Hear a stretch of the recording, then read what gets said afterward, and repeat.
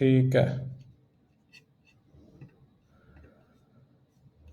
अच्छा, सही है। So now let's do the NP complete का question.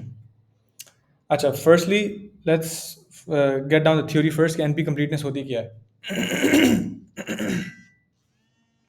So we had a bunch of problems, and we classified those problems into certain sets. ठीक है? And एक second रुको।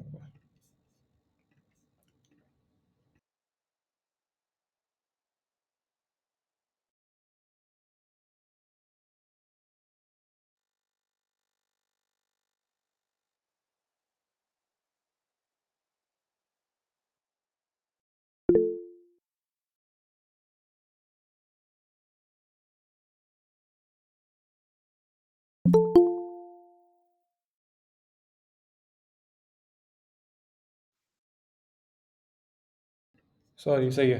So we're starting NP completeness. तो पहली बात तो ये है, let's get down the theory of NP completeness. Of what we had was we had a class of problems called NP. या जी। स्क्रीन शेयर नहीं हो रही। हाँ, मैं वो शुरू कर रहा हूँ। सॉरी, एक सेकंड। PGG ZK।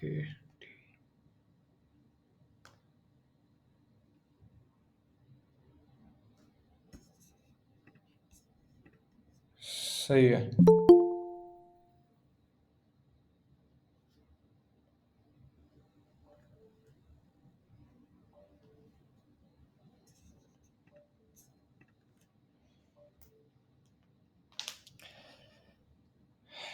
ठीक है। तो पहली बात तो ये है कि हाँ, एनपी कंप्लीटनेस से क्या मुराद है? Before you answer what NP completeness is, we have to understand what NP hard and NP and PR. ठीक है? P is the class of problems that you can solve or make a decider for that works in polynomial time. ठीक है? This is a fairly small set of problems. There's a much larger set of problems which can be solved in not polynomial time. यही था या ऐसे कुछ और था? Like you can just get that general idea. एक second.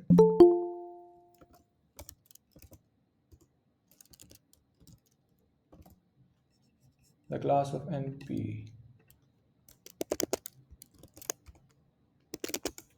ठीक है। ठीक है। So first understand what is a problem that is in NP. NP problem के लिए क्या होना ज़रूरी है? NP प्रॉब्लम के लिए दो चीज़ें ज़रूरी है। एक तो you have to have a certificate, और दूसरी चीज़ you have to have a verifier. Certificate के से क्या मुराद है? सर्टिफिकेट से मुराद है ऐसा एक कोई लाइक सम आइडिया और सम आउटपुट और सम इनपुट और सम मैपिंग और सम इनकोडिंग दैट टेल्स यू कि हाँ यार ये तुम इस चीज़ के अंदर हो या नहीं हो। For example, if I give you the problem of finding the prime numbers for something, ठीक है ना? तो आप क्या करते हैं कि उसके set of sorry certificate would be if you give me a set of the primes for example, if you have composite number 10, 10 can be broken into primes 2 and 5. So 2 and 5 would be a certificate, and a verifier would be basically a program or some function that goes through something and checks a certificate कि यार तुमने सही कहा है या नहीं कहा। ठीक है? When you want to show that a problem is an NP, all you actually have to show is that you can verify that एक तो उसका एक सर्टिफिकेट है, और दूसरा कि उसका जो वो है certificate, it can be verified in polynomial time. One of the most common problems that was NP complete was the satisfiability problem. Satisfiability problem क्या थी? आपको बेसिकली एक बूलियन फॉर्मूला दिया जाता और आपसे कहा जाता कि क्या ये सेटिस्फाइबल है या नहीं। ठीक है? तो क्या ये इसका आउटपुट 1 है बन रहा है, ये 0 बन रहा है, लाइक इफ इसका आंसर मैं चाहता हूँ ट्रू बने, so can you give an assignment to all of the input variable such that after ANDing and ORing और ये सब, तो उसके बाद उसका आउटपुट उसी तरह आ जाए जो हम चाहते हैं। A certificate for that problem would be an assignment of the boolean values for each of those variables in the formula. So if you give me, अच्छा यार इसको ट्रू रखो, x1 को ट्रू रखो, x2 को ट्रू नहीं false रखो, उसको ये रखो, that would be an assignment to all of them, that is certificate. ठीक है ना? फिर अगर मैं उस सर्टिफिकेट को चेक कर सकता हूँ पॉलिनोमियल टाइम में, वेरीफाई कर सकता हूँ कि हाँ यार ये सही है, ये चल रहा है, अगर इसको मैं उस फॉर्मूला में डालूँ तो वो यहाँ वो ट्रू है, left side is equal to the right side के, यस इट इज फॉल्स या it is true, then that would be my verifier. To show that something is an NP, all you have to do is show that A इसका certificate exist करता है, which for most problems is very simple. ठीक है ना? अगर आप में से लोगों ने माइनस्वीपर की प्रॉब्लम देखी है, देन माइनस्वीपर का आप लोगों को क्विज में आया था, माइनस्वीपर की प्रॉब्लम में क्या था, माइनस्वीपर की प्रॉब्लम के अंदर you had to assign numbers to the maps through the minesweeper के अंदर जो ग्रिड होता है ना, तो आपको नंबर्स असाइन करने थे, आपको बॉम्ब्स लगे हुए थे, आपको नंबर्स असाइन करने थे such that the numbers would give a legal representation of that was a certificate. Verifying that this is a correct certificate would be going through all of the nodes with the bombs and checking कि अच्छा do these neighboring nodes actually tell you where the bombs are. That would be कि हाँ आपने सही तरह से इसको fill कर दिया है. Another example is three coloring. I'm giving you so many examples because I want you to be clear कि जब आपसे पूछा जाए कि show this problem is in NP, all you do is say यार इसका इस problem का certificate ये होता है और इस problem का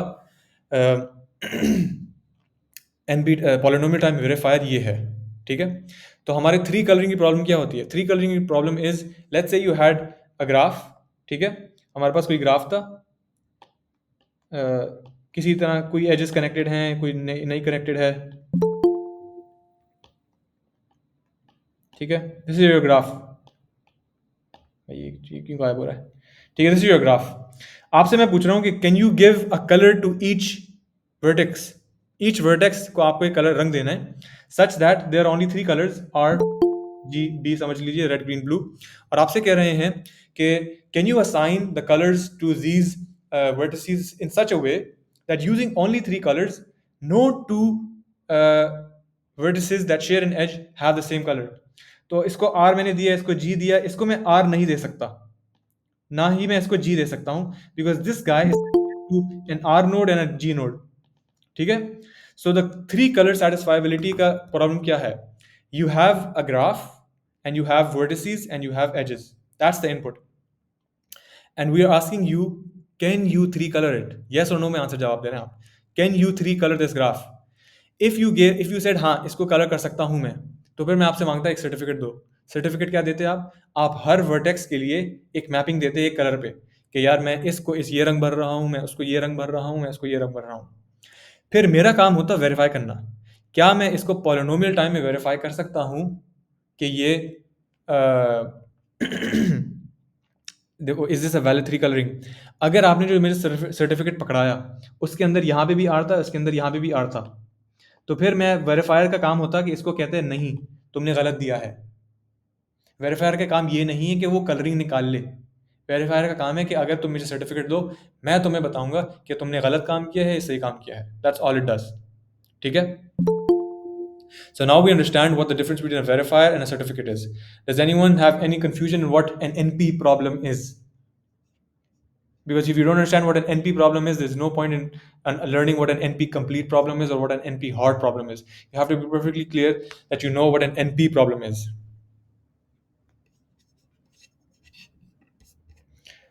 Remember, I joined a little late. ठीक है.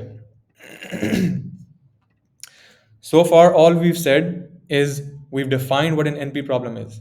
An NP problem was a polynomial problem was one जिसका डिसाइडर तुम बना सकते थे in polynomial time. An NP problem is slightly different. NP problem का आप डिसाइडर नहीं बना रहे, आप बस कह रहे हो कि आप उसका एक डिसाइडर उसका वेरीफायर और एक सर्टिफिकेट बना सकते हो. सर्टिफिकेट बनाना चाहिए और वेरीफायर पॉलिनोमियल टाइम में चलना चाहिए, ठीक है?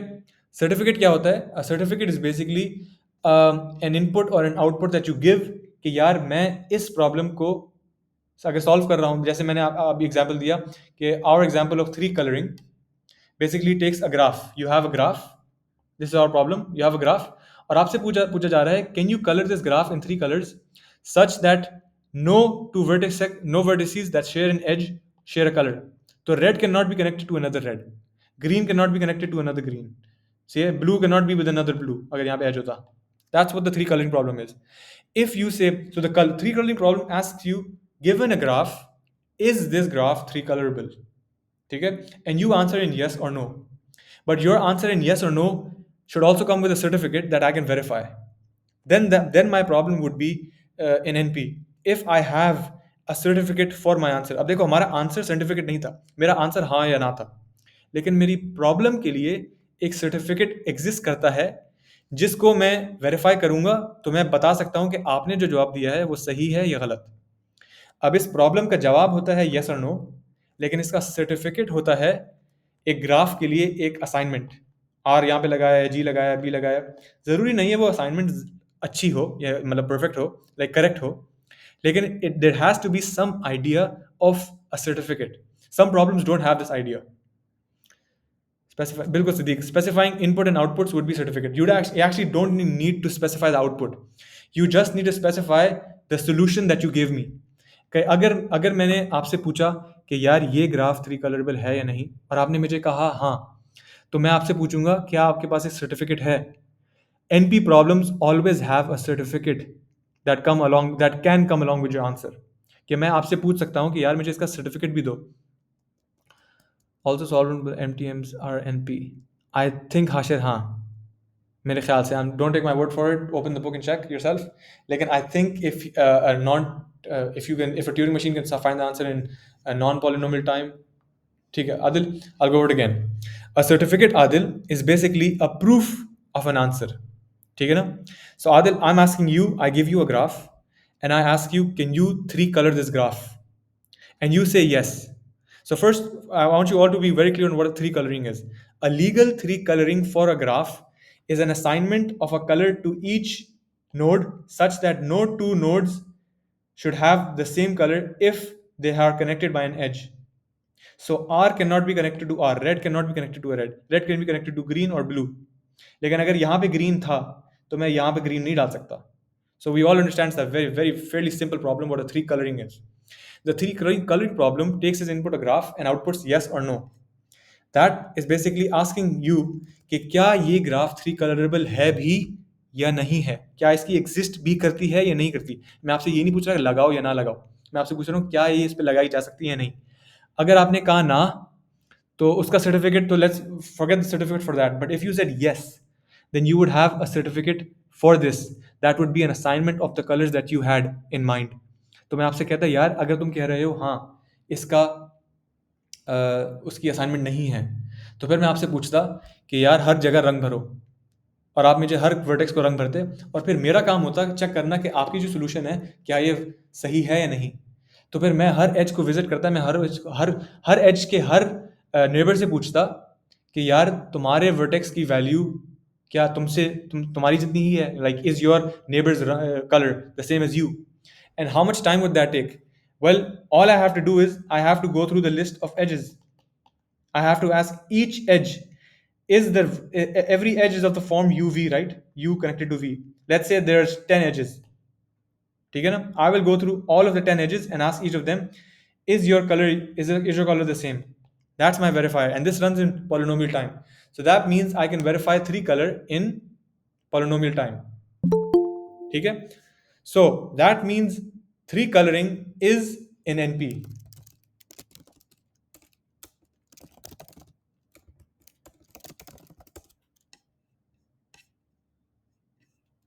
ठीक है? Now let's move on to NP hard and NP completeness. NP completeness is if you had NP complete problem की दो प्रॉपर्टीज हैं, ठीक है? पहली बात तो ये है कि it should be in NP itself. So let's say I have a problem, भाई इसको क्या हो गया? Let's say I have a problem and it is in NP, ठीक है?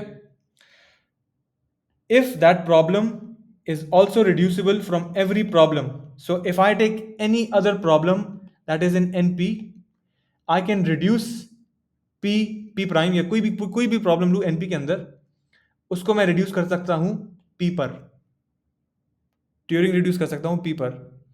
देन दिस प्रॉब्लम, ये जो ओरिजिनल प्रॉब्लम, ये जो स्पेशल वाली प्रॉब्लम थी P, that will be an NP complete problem, ठीक है? It is completely, think of it as it is not only in NP, but it is just as hard as any other problem in NP. Why? Because think of it like this. Let's say I had a bunch of problems in NP. This is our set NP। कोई भी problem, बहुत सारी problem है इसके अंदर, ठीक है ना। मैंने तुम्हें एक problem the, let's say it's called problem S की खास बात ये है कि कोई भी NP प्रॉब्लम उठाऊं ना मैं, उसको मैं रिड्यूस कर सकता हूं एस पर, ठीक है। मैं कोई भी प्रॉब्लम उठाऊं, उसको मैं एस पर मैप कर सकता हूं इन पॉलिनोमियल टाइम। यानी मैं इसके इनपुट्स, इस प्रॉब्लम के इनपुट्स, ये भी कोई भी प्रॉब्लम है जो NP है, मैं इसके इनपुट्स को मैप कर सकता हूं एस के इनपुट्स पर, और एस का जवाब मुझे बता देगा इसका जवाब। अब याद रहे, ये नहीं कहा जा रहा कि ये डिसाइडेबल है, या ये डिसाइडेबल है, या ये NP के अंदर है नहीं। फिलहाल अभी बस बात कर रहे हैं रिडक्शन की। If any problem can be mapped onto another problem, if any problem in NP, sorry, if any problem in NP can be mapped onto another problem, then this problem is called an NP hard problem. Why is it called NP hard? Because any problem in NP is actually just as hard as this problem, at least as hard. कि अगर मुझे इसको हल करना होता तो मुझे basically इसको हल करना है, फिर इसको बस इस पर ला दूं, काम खत्म। I'll say it again. Any problem in this is at least as hard as this. इतना मुश्किल है इसको हल करना. This can be solved in a bunch of ways, but one way to solve any problem in NP is to map it to S and just solve S.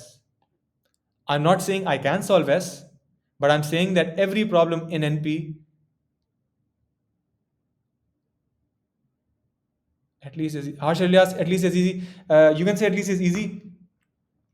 Lekin it's the way of how you look at it. So the way I'm explaining it, I have to say at least is hard because the way we're looking at it is a difficulty. Lekin harsh Ilyas, it basically is a matter of perspective. ठीक है, खैर आप बात वैसे सही कर रहे हैं, at least is easy कह सकते हैं आप, लेकिन it's the same thing the way you look at it. खैर, so this problem, if it was mappable from any problem in NP, if you can map any problem in NP, then you are an NP hard problem.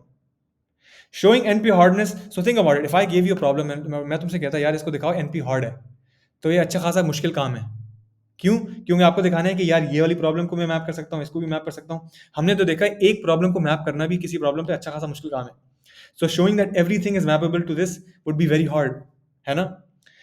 इसलिए एक दुनिया में एक चीज आई, NP completeness. NP completeness क्या होती है?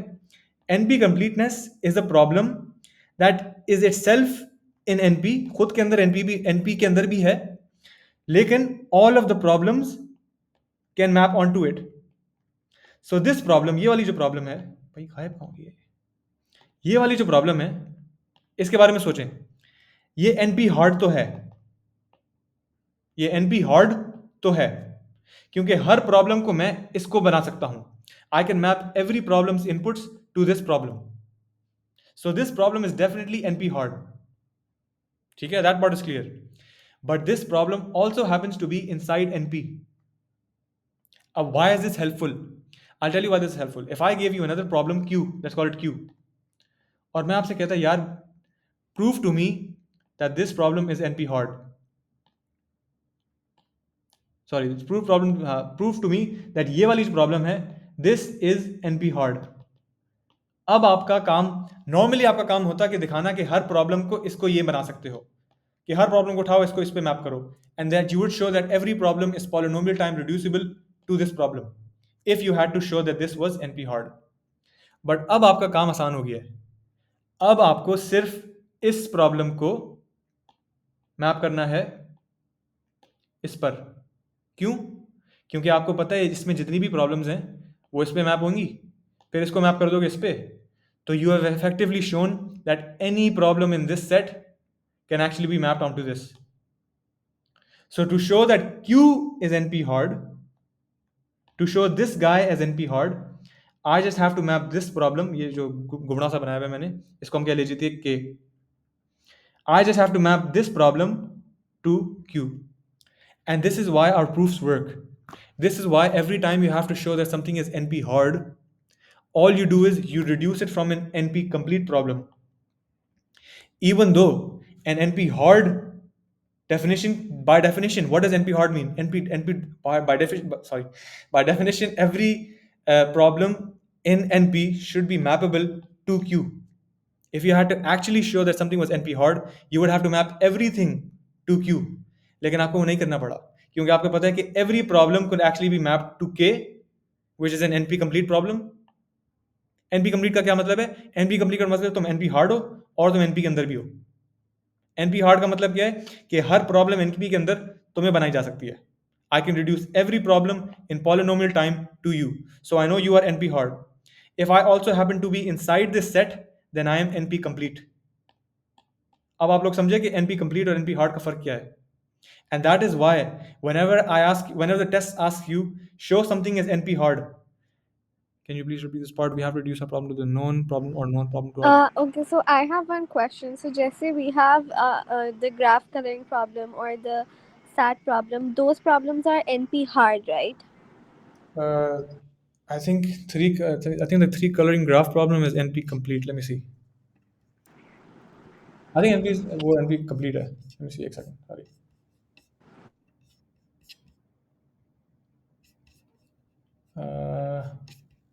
Okay, but the SAT one is NP hard. Three coloring is NP complete. The SAT one is NP complete. That's actually a very important question. आप खुद सोचें कि दुनिया में जब कोई भी हमें प्रॉब्लम नहीं पती थी, कोई भी NP हार्ड है, let's say we didn't have any NP complete problems because at some point in our lives in this world there was no NP complete problems. So we would have to manually map every problem to a problem to show that that problem is NP hard, है ना? Because अभी तक तो हमारे पास कोई NP complete problem है ही नहीं. So the first NP complete problem was actually SAT. इसलिए SAT is such a big deal. आपने एक बंदे ने एक प्रॉब्लम निकाल ली जो NP के अंदर भी थी और वो हर प्रॉब्लम उस पर बनाई जा सकती थी. उसका प्रूफ अच्छा खासा लंबा है. हर प्रॉब्लम को आप SAT बना सकते थे और SAT खुद NP के अंदर भी था. अब हमारा काम आसान हो गया.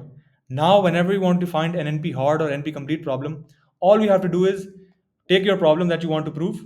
Let's say problem Q को दिखाना है कि ये NP hard है. Instead of mapping every problem in NP to this guy, we just take an NP complete problem. An NP complete problem is what? It is an NP hard problem that is also inside the NP वाला set. अब NP hard है तो इसका मतलब है कि हर problem को इस पे डाला जा सकता है, मैप किया जा सकता है ना? और क्योंकि आप NP के अंदर भी हैं, if I wanted to show that Q कोई भी प्रॉब्लम में हो सकता है इसके बाहर है. If I want to show Q is NP hard, instead of showing everything is mappable to Q, I just show that this problem is mappable to Q. Because every problem can be mapped onto this guy, then you would map onto this guy, and that means every problem is mappable to Q. That is why NP hard जब भी दिखाते हैं ना, आप हर चीज से reduce नहीं करते, आप सिर्फ एक किसी भी NP complete प्रॉब्लम से रिड्यूस करते हैं. Does anyone- So, yes, I got that part. But जिससे reduce करते हैं, जिस NP complete से reduce करते हैं, that problem is also already NP hard, right? Ji, NP complete है वो तो. वो NP complete है, but वो NP hard भी है. जी, NP complete होने के लिए NP hard तो होना लाजमी है. Okay, so SAT is NP hard and NP complete both. Ji, Okay, thank you so much. ठीक है. So now we understand what NP completeness means. Does anyone want me to go over this one more time? Because if you're staying till K, you're NP complete, and the moment you map towards Q, it's NP hard then, or the entire process resulting in. अच्छा, Siddiq, do you want me to go over this again? या तुम्हें समझ आ गया? आ गया, समझ आ गया. बस सही, perfect. ठीक है. Does anyone want me to go over NP completeness and NP hard again? Because this is a very important topic. इसका तो theory भी दे सकते हैं सर. हमें मेरे ख्याल से दिया था MCQs में, ऐसा कुछ दिया था. अगर नहीं है then we'll move on. अच्छा, one more thing. अभी तक मैंने दिखा दिया कि why do we reduce from an NP complete problem when we want to show something as NP hard. ठीक है? But think about it. Now if I want to show that something, if I have a problem P, if I have a problem, let's call it L, और मैं दिखाना चाह रहा हूँ कि ये वाली प्रॉब्लम NP complete है, तो मुझे क्या दो काम करने हैं? अब एक तो मैं लिख नहीं सकता. मुझे क्या दो काम करने हैं? NP completeness की डेफिनेशन याद करें. NP डेफिनेशन के अंदर NP complete होने के लिए दो चीज़ें लाजमी हैं. एक तो आप NP hard हैं, हर प्रॉब्लम आप पर मैप की जा सकती है. NP वाली हर प्रॉब्लम जो NP के अंदर है आप पर मैप की जा सकती है, और फिर आप खुद भी NP के अंदर हैं. आप समझे? तो every you yourself are in NP and everyone can be mapped onto you. So once again, if I want to show that L is NP complete, all I have to do is take another problem, let's call it R. This problem has to be NP complete. I will take some NP complete problem. R NP complete होने का क्या मतलब है कि R यहाँ पे है, इस सेट के अंदर है, NP तो है, और हर प्रॉब्लम R बनाया जा सकता है ना? फिर मैं R को L बना दूंगा, R को L मैप करूंगा, तो इसका मतलब है हर प्रॉब्लम R बनेगी, फिर L बनेगी, R बनेगी, फिर L बनेगी, तो every problem can actually become L, and L itself is also in NP, which means L has been shown to be NP complete. L has been shown to be inside NP and also mappable from any NP problem. To show that L is in NP is a completely separate step. उसकी working बिल्कुल अलग है, उसका reduction से कोई काम नहीं है. To show that L is NP, you would have to show that इसका वेरीफायर भी है और इसका सर्टिफिकेट भी है. ठीक है? Alina, do you get it again, or would you like me to go over it one more time?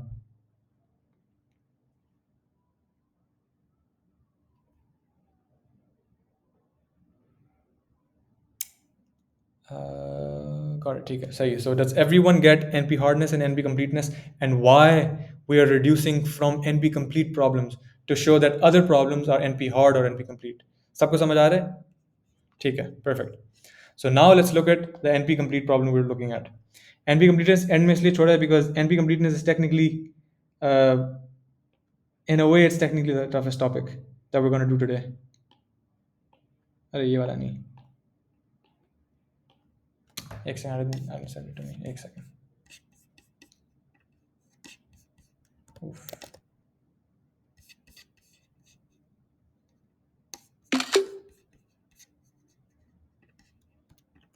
ठीक है.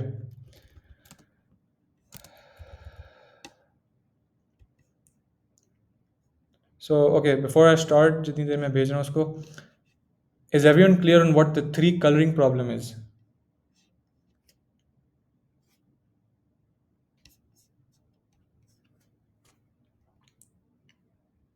Is there anyone who doesn't know what the 3 coloring problem is, or isn't confident in what the definition of 3 coloring is, or what 3 coloring means? हाँ या ना, 3 coloring हाँ कह रहा है, 3 coloring ना कह रहा है, या 3 coloring का input क्या है? Is anyone unclear on that? If not, then I'll move on, because this entire question requires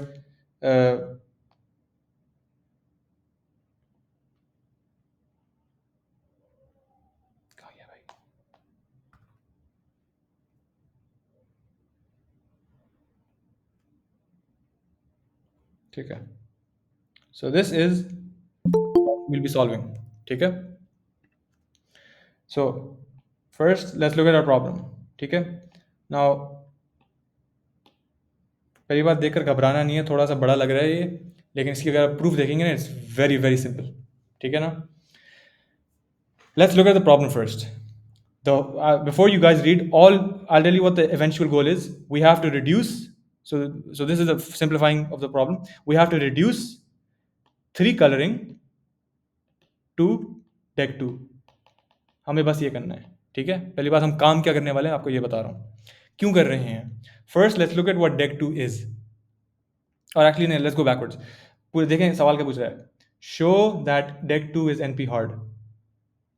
We know that 3 coloring is NP complete. Do you guys understand now why this is given? Because इससे अगर मैं map कर दूं dig 2 पे, if I map 3 coloring to dig 2, that means any problem in NP can be mapped to 3 coloring, because 3 coloring is NP complete, because 3 coloring itself is an NP and it also is NP hard, and then I could just map it to dig 2. dig 2 को मुझे ये नहीं दिखाना कि तुम जो है verifiable हो पॉलीटाइम में. I do not have to show that dig 2 is in NP. ये नहीं दिखाना. ठीक है, ये काम नहीं करना हमें बस ये करना है कि 3 कलरिंग जो एक NP कंप्लीट प्रॉब्लम है उसको मैप करना है dig 2 पे. ठीक है. हमें क्या काम करने हैं, आप लोग ये समझ रहे हैं पहले, ताकि it should be clear why we are doing what we are doing. Because when you get a question in exam, the most important part of it क्योंकि जब मैं क्विज चेक करा मैं ये देख रहा था कि लोगों को पता भी है करना क्या है. If you at least know what your goal is then you can work towards it. अगर आपको यही नहीं पता कि हमें करना क्या था then you will get 0 marks. So at least know what you're trying to accomplish. What we're trying to accomplish here is a mapping from 3 coloring to dig 2. अगर आपने dig 2 से 3 coloring कर दिया आपके marks गए. So is everyone clear on what we're doing and why we're doing it? अभी तक आपको problem समझा ही नहीं है. Is everyone clear on why we are reducing from 3 coloring? ठीक है. Now let's move on to the definition of dig 2. The dig 2 problem takes a system of equalities and inequalities. ये देखें क्या है, इक्वालिटीज़ हैं और इनइक्वालिटीज़ हैं. Equalities क्या होती हैं? x1 is equal to 0 is an equality. ये क्या कहलाता है? इनइक्वालिटी, बिकॉज यहाँ पे greater than equal to sign या ऐसा कुछ होता है. ठीक है, that's only difference. So dig 2 का जो इनपुट होता है it is inequalities. Why is it called dig 2? Because it mean degree 2. Degree 1 आप लोगों को पता है लीनियर होता है. डिग्री 2 का क्या मतलब होता है? Polynomials that are quadratic. So x square is the highest power. So this means that within our constraints or within our equations or within our inequalities, the highest power of x or the highest multiplication of variables is twice. कि x1 को तुम x2 से multiply कर सकते हो, x1 x2 times some other x3 फर्ज कर लीजिए, ये नहीं कर सकते. That would be a dig 3 वाली प्रॉब्लम. ठीक है.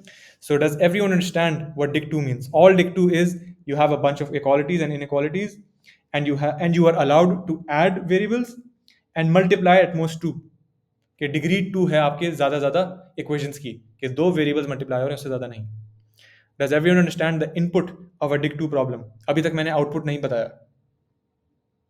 ठीक है. If anyone is unclear मुझे अभी रोक ले.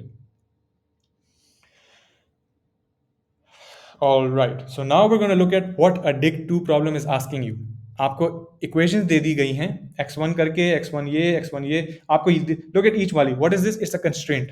Each value is essentially a constraint. आपको पाबंदी लगाई जा रही है कि यार x1 की जो वैल्यू x2 की वैल्यू अगर मैं ऐड करूं वो ज़्यादा से ज़्यादा 1 हो सकती है, उससे कम हो सकती है. ठीक है. अगर मैं इसको बाउंड करना चाहूँ मैं नीचे से भी लगा दूं, मैं कहूँ x1 plus x2 is bounded by 0 यानी ग्रेटर देन इक्वल टू 0, कुछ और भी लगा सकता हूँ. लेकिन अभी हमारे इनपुट में ये मिला है. dig 2 प्रॉब्लम क्या कहती है कि is there an assignment to this each of the variables such that all of the constraints are fulfilled. तो इसको अगर मैंने 0 0 दे दिया, इसको भी 0 दे दिया, इसको भी 0 दे दिया और इसको भी 0 दे दिया. अगर इसको 0 दिया, इन दोनों को 0 दिया तो ये सही हो जाएगा because 0 plus 0 is smaller than 1. Yes. 0 is smaller than equal to 1. Yes. 0 is smaller than equal to 0. Sorry, इसको 0 पढ़ना था.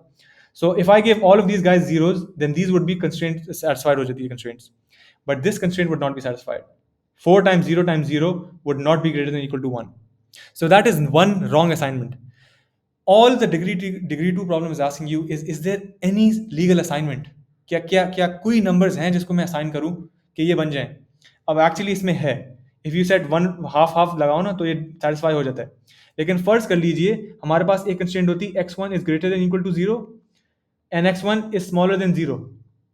अगर सिस्टम में ऐसी दो फजूल constraints दी गई तो आप इसको कभी भी सेटिस्फाई नहीं कर सकते. जाहिर सी बात है. यहाँ पे कहा जा रहा है कि x1 is a non negative यानी 0 या उससे बड़ा है और यहाँ पे कहा जा रहा है कि x1 इज स्मॉलर देन 0. तो obviously this set of inequalities और दिस सेट ऑफ कंस्ट्रेंट्स और this input would never be satisfiable. उस केस में ये कहता no. dig 2 would say no. That is the dig 2 problem. dig 2 का input क्या है? Set of equations with set of variables. dig 2 का output क्या है? यस और नो. आपको रिड्यूस करना है इसको 3 coloring से. What would that achieve? That would show you that dig 2 is NP hard. It would show you that every problem is mappable. Every problem in NP is reducible to degree 2. Why? Because the problem that we are mapping from is also NP complete. Her problem को 3 coloring बना सकते हो. 3 coloring को हम बना रहे हैं dig 2. तो इस तरह से हर problem को हम dig 2 बना सकते हैं. ठीक है ना? So now we understand the whole architecture or the basis of our proof. How will we go about our proof? Now look, whenever we do a reduction, what are we essentially doing? All we're doing is we're matching our inputs and our requirements to another problem. तो यहाँ पे देखिए हमारे inputs क्या थे? यहाँ पर हमारे inputs थे variables and constraints. और हमारे 3 coloring के अंदर क्या inputs होते हैं?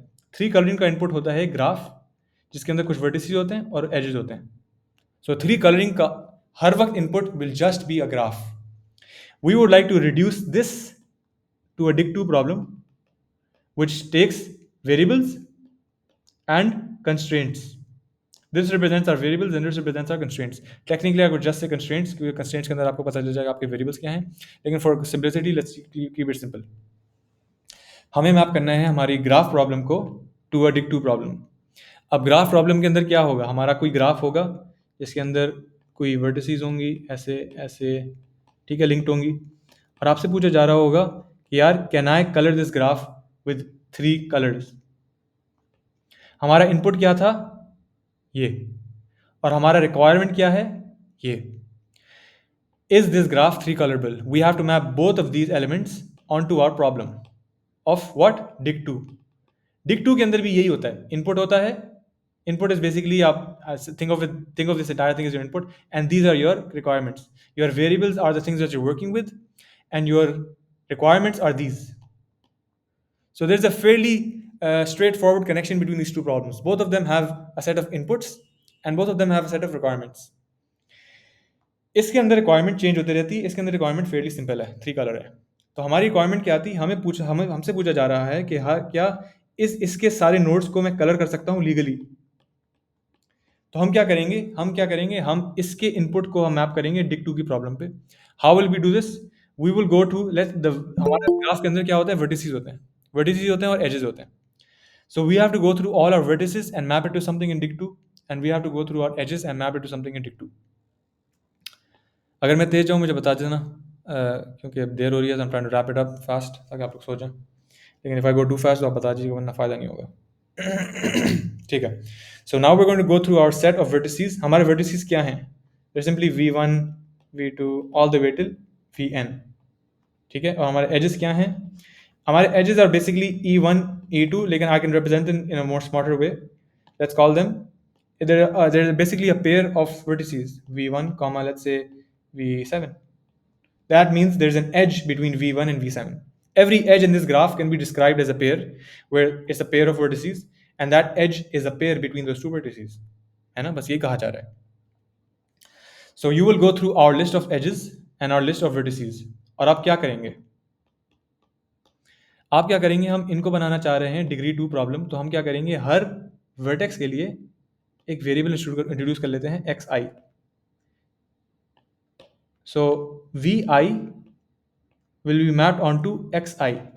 v क्या था? एक वर्टेक्स था. i क्या है? एक वेरिएबल है. सॉरी v क्या था? एक वर्टेक्स था. x था. x क्या है? एक वेरिएबल है. x हमारे डिग्री 2 के अंदर एक वेरिएबल होगा. अब हमें क्या करना है? you have to make sure that any edge, let's say any edge that uses let's say there's an edge vi and vj. So vertex i and vertex j के दरमियान edge था ग्राफ के अंदर. Let's say it was this वाला. ठीक है ना? हम क्या चाहते हैं कि इन दोनों का रंग सेम नहीं हो. पहली बात तो ये है, हमें कोई सिस्टम होना चाहिए रंग का. तो हमने क्या कहा कि द वैल्यू, सो देखो हमारे वर्टेक्स पे क्या साइन होगा? रंग. तो हमारे वर्टेक्स का जो रंग होना चाहिए should be mappable to the value of the variable, because हमारा वर्टेक्स बना था वेरिएबल. सो हमारे वर्टेक्स भी जो रंग होगा it should be something of our variable. और वो क्या होगा? Well it will be simply be the value of that variable. And how will be choose कि कौन सा रंग क्या वैल्यू होगी? Well this is the mapping we made. हमने कहा रेड विल बी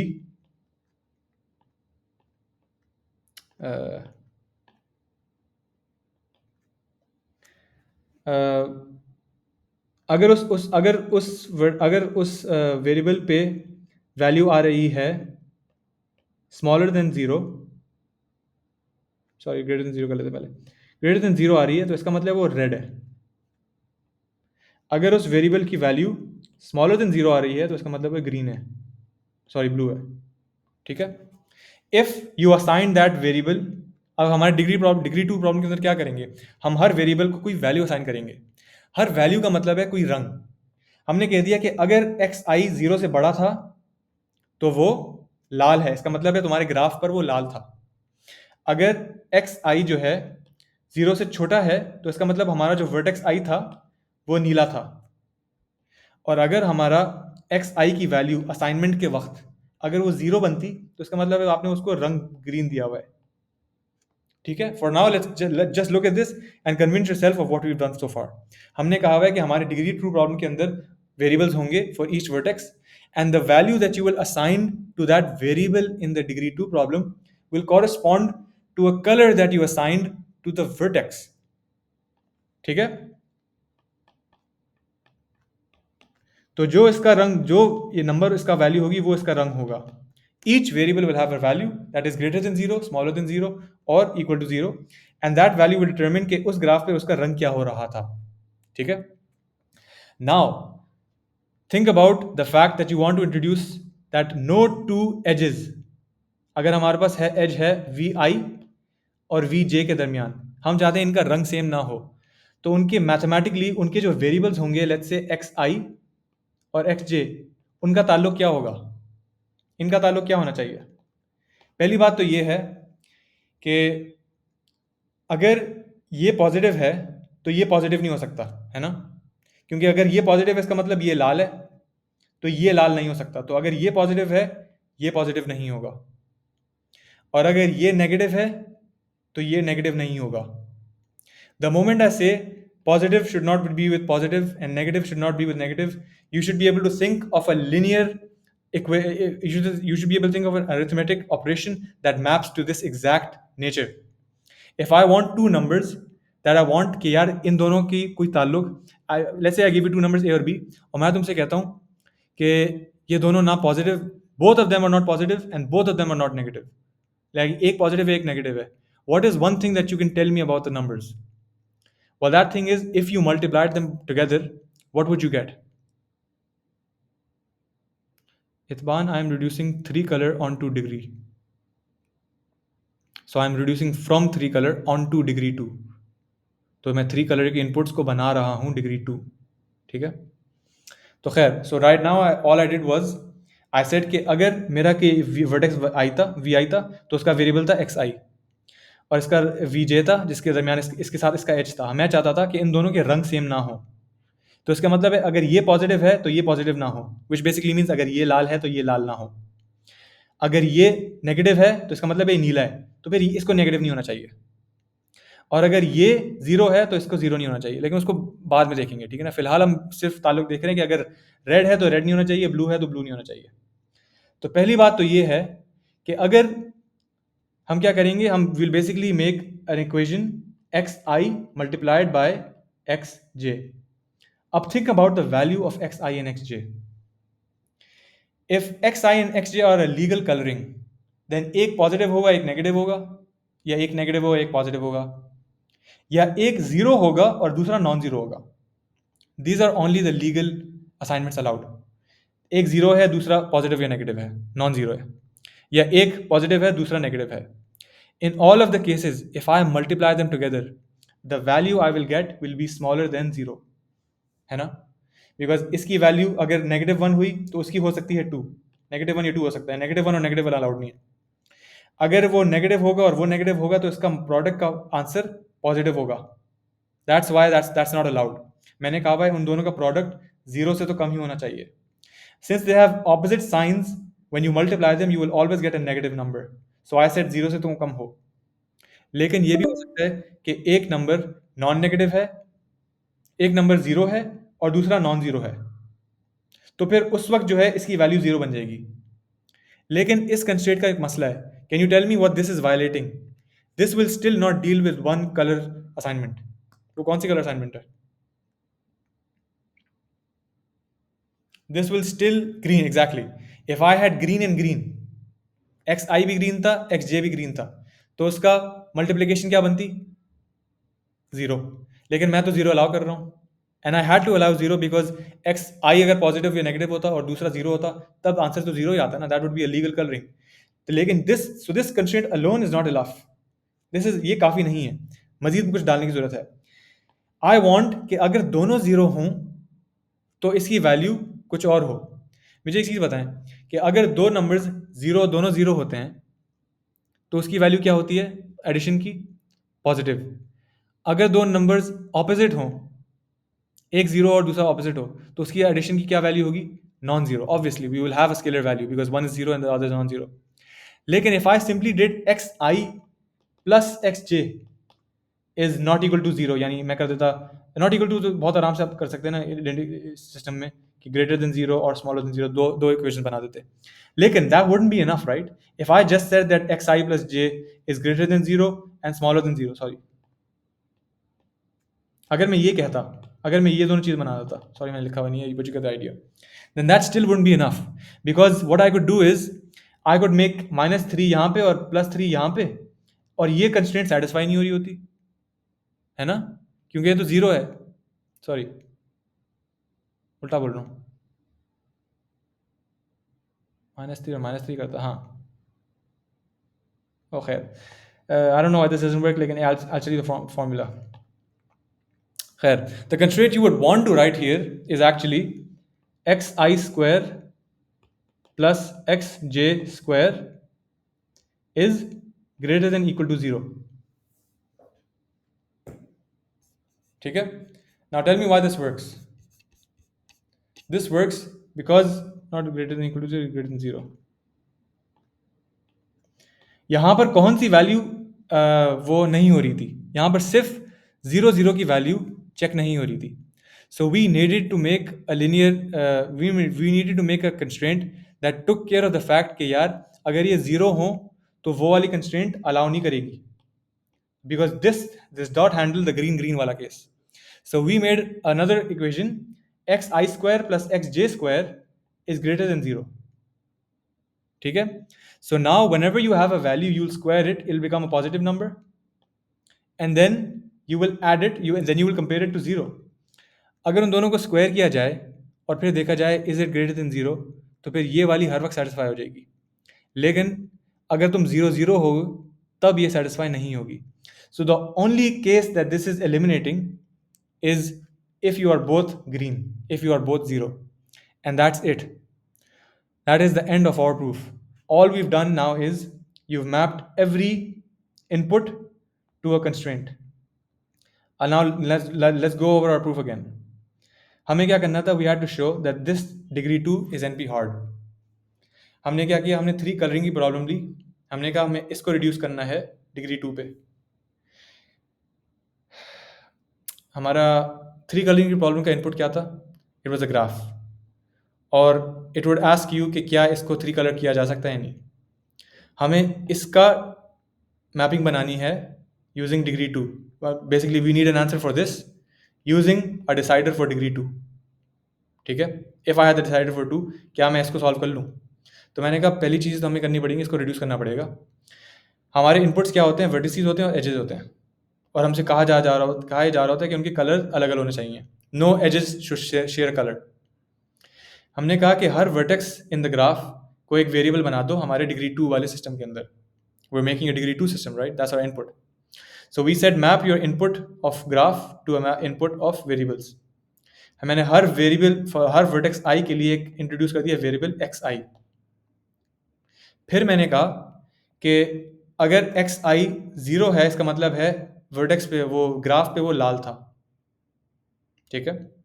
अगर एक्स आई 0 से छोटा है, सॉरी एक्स आई 0 से बड़ा है तो वो लाल है. अगर एक्स आई 0 से छोटा है तो वो ब्लू है. अगर एक्स आई ग्रीन है तो वो 0 है. अगर एक्स आई 0 है तो वो ग्रीन है. इससे क्या हुआ? इससे एक और चीज़ होगी कि हमें पता चल गया कि हमारा कोई भी अगर सोल्यूशन दिया जाएगा उसके लिए डिग्री 2 के लिए, we basically have a given solution for our 3 coloring problem. So this is a mapping of our certificate. हमने certificate के लिए एक mapping कर ली ना. Then we had to make a mapping for the requirements. हमने कहा कि हमारे कोई भी 2 edges थे, उनके दरमियान अगर edge, हमारे कोई भी 2 vertices थे, उनके दरमियान अगर edge था, तो हम चाहते थे कि उनका जो वेरिएबल का ताल्लुक हो वो ऐसा हो linear systems के अंदर that it equally maps के 2 edges को same color नहीं होना चाहिए. अब मैंने कहा था कि अगर रेड होगा तो वो 0 से बड़ा होगा, ब्लू होगा तो 0 से छोटा होगा, और ग्रीन होगा तो वो 0 होगा. So that got us the relation that any 2 things multiply to give a number smaller than 0. Why? Because if you actually have 2 different colors, then there will be one positive and one negative. Let's say अगर red और blue है, then their multiple will always be a negative number, right? Because a positive times negative is always a negative number. But you could also have a red being compared with a green. तो अगर red का value किसी और green की value से compare करूं, ये अगर नेगेटिव है और ये जीरो है, तो इसका प्रोडक्ट क्या बनेगा? -1 times zero is equal to zero. So this constraint also has to allow कि इन दोनों का multiple is zero. So zero से छोटा है या जीरो भी है. So this seem to solve entire problem कि बस हमारा तो पूरा काम हो गया, हमने मैप कर लिया अपने पूरे ग्राफ को एक डिग्री 2 प्रॉब्लम पे. ठीक है, तो अगर इसका सोल्यूशन वो होगा, अगर इसको असाइनमेंट मिल सकती है तो कलरिंग को असाइनमेंट मिल सकती है. जो इसके रंग होंगे उसकी मैपिंग आपकी आ गई. लेकिन एक मसला था, हमारे अगर एक्स आई और एक्स जे दोनों जीरो थे तो हमारी कंस्ट्रेंट सेटिस्फाई हो जाती. लेकिन हमारे ग्राफ पर रंग क्या आता? ग्रीन और ग्रीन. तो इसका मतलब था कि हमारे एजेस हमारा एज वी आई और वी जे पर दोनों पे सेम रंग लगा हुआ है. तो this constraint is not enough to give a solution to your वो वाली प्रॉब्लम 3 कलरिंग. तो हमने कहा यार ग्रीन ग्रीन को कैसे हैंडल करूं? This is almost good enough but it doesn't work on green green. अगर दोनों वेरिएबल्स की वैल्यू जीरो आ रही है तो डिग्री 2 वाला पॉलिनोमियल, डिग्री 2 वाला सिस्टम तो सेटिस्फाई हो रहा था. But we want this to not be satisfied अगर दोनों जीरो जीरो हैं. तो हमने एक और वैल्यू डाल दी कि यार उन दोनों को स्क्वायर करो और सम करो तो जीरो से बड़ा आएगा. अगर मैं एक्स आई और एक्स जे को जीरो डाल रहा था तो फिर ये वाली वैल्यू अलाउ नहीं होती. This constraint would never work. Zero zero इसको पास तो कर लेगा लेकिन इसको पास नहीं करेगा. एंड दैट मीन्स कि no two colours will be zero and zero. ठीक है, this makes sure that one number is non-negative and the other is negative. Sorry, this makes sure one number is non-zero and the other is zero. Sorry, this makes sure that two numbers have different sign or one of them is zero, at least one of them is zero. And this makes sure that at most one of them is zero. कि any two edges में से किसी एक को तो positive या negative होना है. One of them has to be a non-zero number. अगर दो के दरमियान एज है तो इनमें से एक तो ऐसा होगा जिसको जीरो नहीं मिला होगा. हो सकता है एक लाल ब्लू हो, लेकिन एक ग्रीन होगा तो दूसरा रेड या ब्लू होगा. कैन यू रिपीट पहला वाला क्या करेगा? सॉरी, जैसे x I square and x J square वाला जो है at most one is zero कहते हैं ना, तो पहला वाला क्या करेगा? एक्स आई एक्स जे वाला पहला वाला क्या कर रहा है? पहला वाला is dealing with the problem of two things not being the same colour. हम चाहते थे कि अगर एक वेरिएबल को लाल दिया हुआ है तो दूसरे वेरिएबल को लाल ना दो. अगर एक को नेगेटिव दोगे तो दूसरे को पॉजिटिव दोगे या जीरो दोगे, है ना? इतना तो समझ आ रहा है ना? सो देन वी सेड अगर एक रंग रेड है तो दूसरा को ब्लू ग्रीन हो रहा है. तो इसका मतलब है आपके वेरिएबल्स का ताल्लुक होगा कि हम दोनों को मल्टीप्लाई करो तो वो जीरो या उससे छोटा ही हो सकता है ना. क्योंकि अगर एक को दिया लाल दूसरे को लिया ब्लू तो वो लीगल है, तो आपकी कंस्ट्रेंट भी लीगल होगी, आपकी कंस्ट्रेंट सेटिस्फाइबल होगी. लेकिन अगर एक को दिया लाल और दूसरे को भी दिया लाल तो आपकी कंस्ट्रेंट जो है अलाउ नहीं करनी चाहिए. तो अगर दोनों के लाल होंगे या दोनों के ब्लू होंगे तो आंसर क्या आएगा? पॉजिटिव आएगा ना, ग्रेटर देन जीरो आएगा ना. मैग्नीट्यूड तो है और साइन भी सेम है. -1 और -2 हो सकता है. अगर मैंने दोनों को नीला दे दिया तो एक को दिया -3 और दूसरे को दिया -7 तो आंसर तो आ गया 21. तो इसका मतलब ये वाली कंस्ट्रेंट अलाउ नहीं करेगी. तो this constraint deals with or नहीं होगा, आर नहीं होगा, बी जी नहीं होगा और दैट्स इट. हाँ, दिस डील्स विद कंस्ट्रेंट के आर साथ साथ नहीं होंगे, बी साथ साथ नहीं होंगे, बाकी सबको अलाउ करेगा. This constraint does not allow GG between any two edges. So you have not allowed RR with this and BB is not allowed. Sorry, एक तो RR और BB इससे allowed नहीं हुए. And this only dealt with the fact कि अगर दोनों GG कर रहे थे. So these constraint will never allow two edges to have an assignment of RR, BB or GG. So this means if I can satisfy this degree 2 problem, तो उसकी mapping लो और उसके रंग भर दो according to the mapping I made positive negative red blue green के लिए. That will be a legal colouring of your graph. Does everyone get what I did here?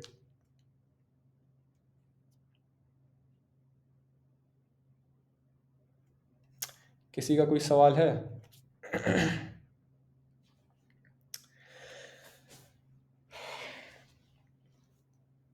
I know this is a fairly tricky question और देखते हुए honestly जब हमें दिया था this was our P set का क्वेश्चन तो हम भी अच्छा खासा घबरा गए थे क्योंकि हमें समझ नहीं आ रहा था कैसे करेंगे। लेकिन if you think about it, the proof for this is actually very straight forward and very simple. Is there any parts in the proof that you don't know why we were doing something or why, like इसका मकसद क्या था और इससे क्या achieve हुआ? तो फिर मुझे बताएं।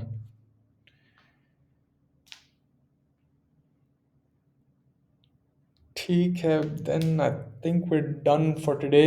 There is one more problem for a tile counting problem, लेकिन अब देर हो रही है, आप लोगों को सोना भी है। This is the problem, आप लोग अगर चाहो पढ़ लो। Yeah, I have a question. जी जी। आज इन क्वेश्चंस की प्रैक्टिस करिए, अगर वो क्वेश्चंस प्रिपेयर हो जाए तो क्या बोलते हो, कितना % हमारा हो गया कल का? अगर तुम्हें बस ये क्वेश्चंस करने आए हैं तो फिर आपके मार्क्स आ जाएंगे। नहीं नहीं, क्वेश्चंस नहीं, मतलब जो चीज समझाई है अगर वो समझ में आ गई हाँ। और उससे रिलेटेड क्वेश्चंस सीख गए हम्म। तो कल कितना % हमारा हो गया? मैंने जो है, let me go over the syllabus. मैंने डिसाइडेबिलिटी, रिकग्नाइजेबिलिटी और को रिकग्नाइजेबिलिटी आई थिंक कवर कर लिया है, अगर आपको पूरा समझ आ गया है। मैंने हॉल्टिंग प्रॉब्लम और काउंटेबिलिटी को थोड़ा धीरे तरीके से किया है।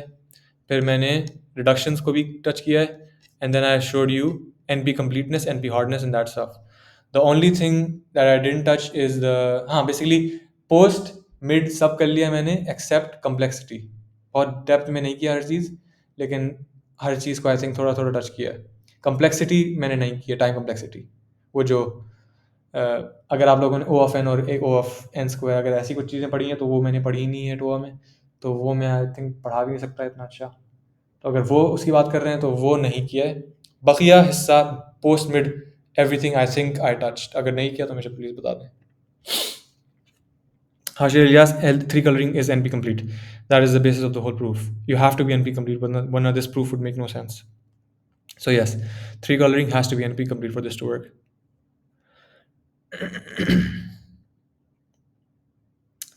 अच्छा, आई थिंक जो if you do guys want me to do tile कल, आज रात तो अनलाइकली है क्योंकि अब सोने का वक्त हो रहा है, लेकिन टाइल की प्रॉब्लम बेसिकली क्या कह रही है, आपके पास एक थैला दिया गया है टाइलों का, हर टाइल की साइड पे कोई रंग होता है, ठीक है।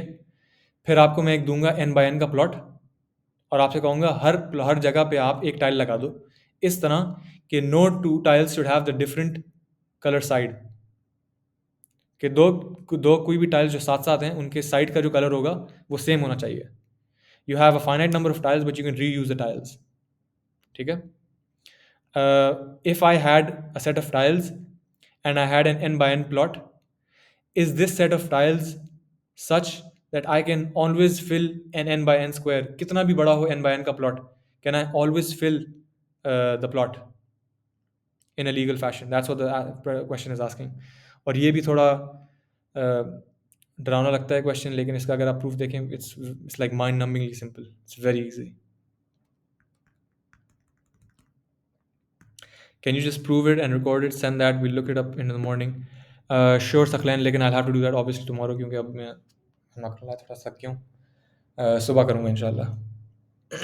You tell me what you prefer. Do you guys prefer a recording or would you guys prefer a live meeting? I might as well actually do a live meeting because that will also get you a recording. So I'll do it tomorrow. जो live होगा वो कितने बजे होगा? जो live होगा, अगर आप लोग जब बताओ, आप लोग अगर ज़्यादा सुबह वो कितने बजे एग्ज़ाम, कितने बजे? शायद 10 बजे है। शायद 10 बजे।